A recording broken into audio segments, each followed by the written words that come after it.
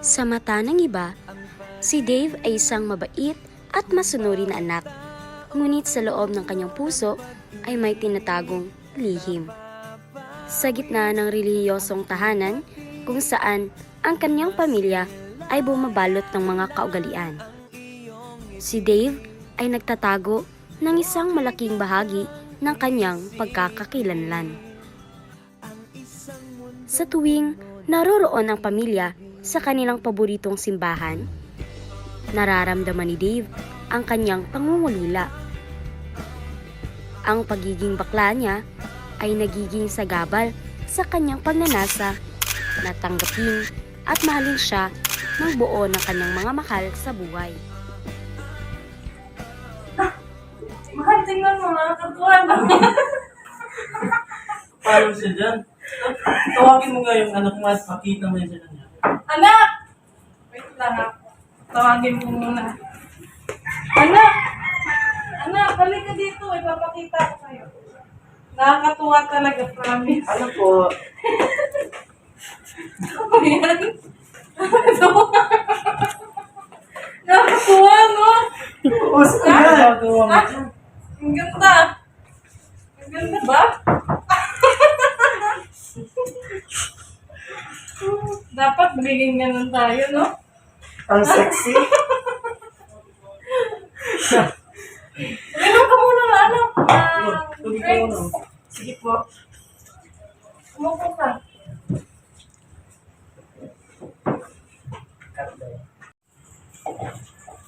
Ay, oo nga pala, anak. Kamusta naman ang pag-aaral mo? Okay naman po, Nay. Wala naman po problema po. Mabuti. Kumusta? Nagtitinda ka pa rin ba ngayon? Hanggang ngayon? Oo nga po, nagtinda po ako ng kandila, mangga, tsaka ano po, dahil nagtrabaho din ako sa mall po. Pero ano ha, huwag mong abusuhin masyado yung katawan mo ha. Oo, Sige anak. po. Alagaan mo yun. Tagaan mo yung katawan mo. Huwag ka masyadong magtrabaho. Okay? Naalala ni Dave ang payo ng kanyang mga magulang na huwag makipagrelasyon sa isang lalaki. Ngunit tila yata ay nakalimot siya sa mga bili ng kanyang mga magulang. Nakalimot si Dave na ang kanyang pamilya ay isang reliyoso at hindi ito naniniwalang pwedeng makipagrelasyon ang isang lalaki sa kapwa nito lalaki dahil magagalit ang Diyos. Pinilit pa rin ni Dave ang kanyang gusto dahil mahal na mahal niya talaga ang lalaking ito. Dahil ito daw ay maginoo, mabait, makisig, malambing, at napakagwapo!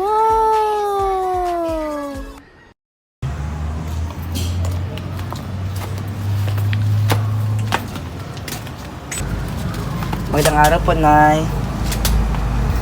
Nay, ito po si Reggie, yung jowa ko. Magandang araw po, tita. Kung nga po pala ang jowa ng anak nyo at nagmamahalan po kami. Ano? Pinaglololoko niyo ba kami? Pinangarap pa man din namin na magkaapo tapos lalaki pala yung pipiliin mo. Huwag na huwag kayong papakita sa akin. Kayong dalawa. Nagagawa niyo sa buhay niyo. Tandaan mo to. Wala akong anak na bakla. Wala akong anak na bakla. Wala akong anak na bakla. Kaya lumayas kayo. Ayokong makita yung pagmumukha niyong dalawa. Kakaya ka, Dave. Ikaw naman. Yaan mo yung anak.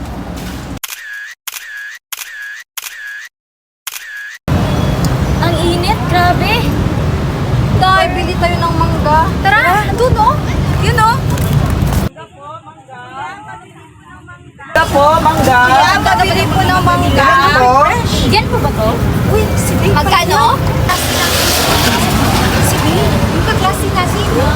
Oo nga, no. Kaklase natin nga dito. Kaya siya nagtitinda. Hindi ako dito. Ang sipag mo naman, Dave. Pagbaon ko.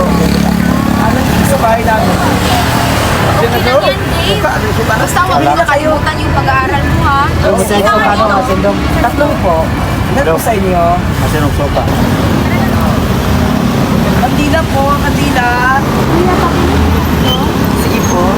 Tag-10 po. Uy, Dave, ikaw pala yan. Nagtitinda ka pala ng kanila dito. Oo po, kasi kailangan. Uy, akala namin nagtitinda ka ng mangga. Masipag mo talaga. Salamat po. Maraming salamat po. Sige, Dave, pagbutihin mo yan. Muna kami. Sige. Maraming salamat po. Mag-ingat po kayo. Salamat.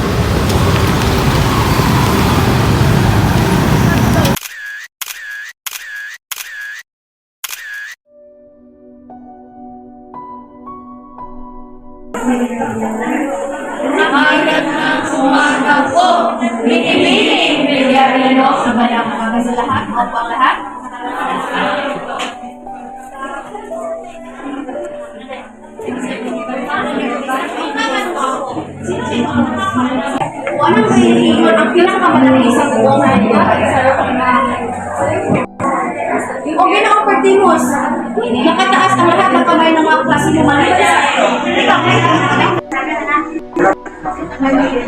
Pagkulong kahit pinakamos.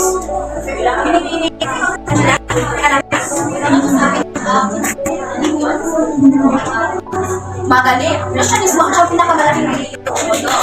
Maraming salamat. Maraming salamat. Mag-member ko ang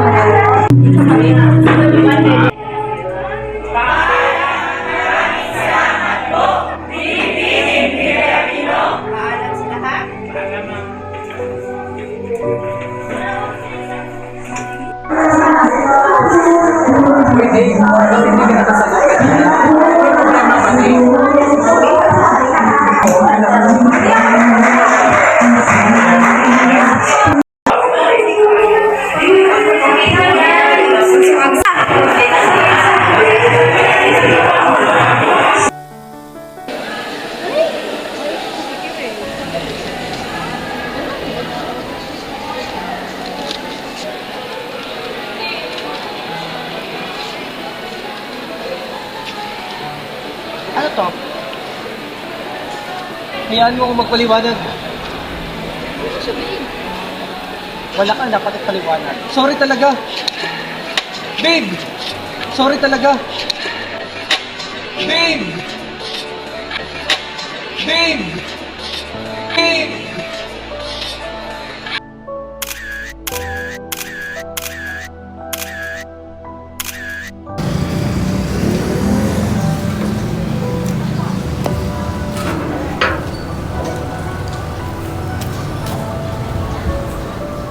Kumusta na kaya yung tatay ko at saka yung pamilya ko, no? Matagal na kaming hindi nagkita eh. Iho! Iho! Nandito ka lang pala. Matagal ka nang hinahanap ng mga magulang mo. At saka, nagkasakit pala ang tatay mo.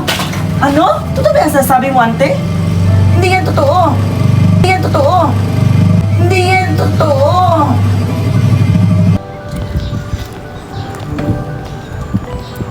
Hello, Nay? Totoo ba yung sinasabi ni Auntie na nagkasakit po si Itay? Ano po?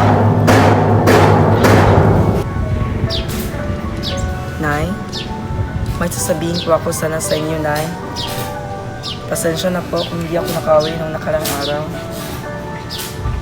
Tigit po sa lahat, Nay, patawarin niyo po ako sa mga kasalanan ko. Lalong-lalo na po na masakit niyo po yung ulo niyo dahil sa akin.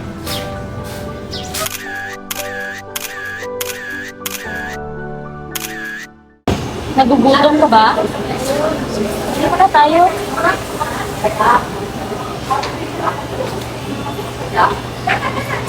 Ano po sa inyo, ma'am? Bakit po? Ano ba yan? Dito ka na nagsatrabaho? Hindi po kasi kailangan ko ako ng pera ngayon para sa tatay ko po. Nakasakit po siya. Akala ko masakit lang. Hindi na po kasi mula na po yung sahod ko. Hindi ka ba na napagod?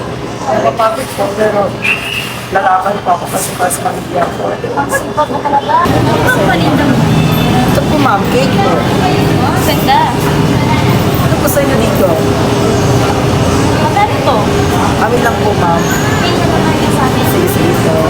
Maraming salamat po, ma'am.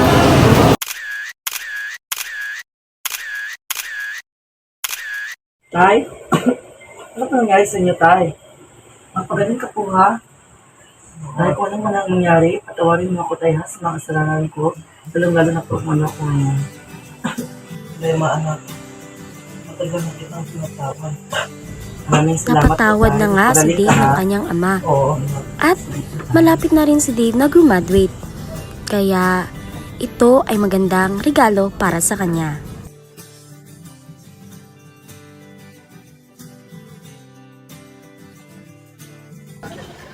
Buti naman naisipan mo magpatawad. Oo. Kasi ito ko din na mas magaan pa kasi sila mo patawad at pangkapin na lang yung anak natin. Tama. Nasa kakabuti yun sa samahan natin ng mga kapamilya. Tama. Gumaganda ang paligid kung bakit ng pag-ibig napapawi ang tugatid masilayan lang ang iyong ngiti okay gandang isip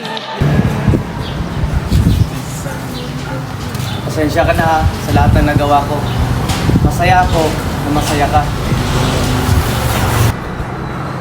Patawarin mo na ako sa kaso. Ngayon, tinatawad na kita. Hanggang sa muling Rachel.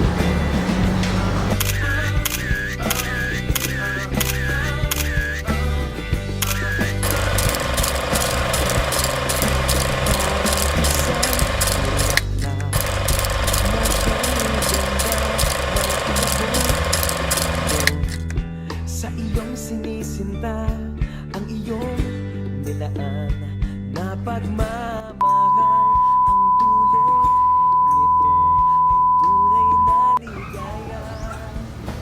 Ano? Pinaglolo-kolok. Gayang masoy! Ano? Totoo ba yung sinasabi mo? Ay! Tay? Kaya po ba? Ako nga po pala ang jowa ng anak nyo. At nagmamahalan po kami. Paho! Ano kuya? Hang ni kuya? Mangiluang ha? Iho, nandito ka lang pala. Matagal ka nang hinahanap ng mga magulang mo. At saka,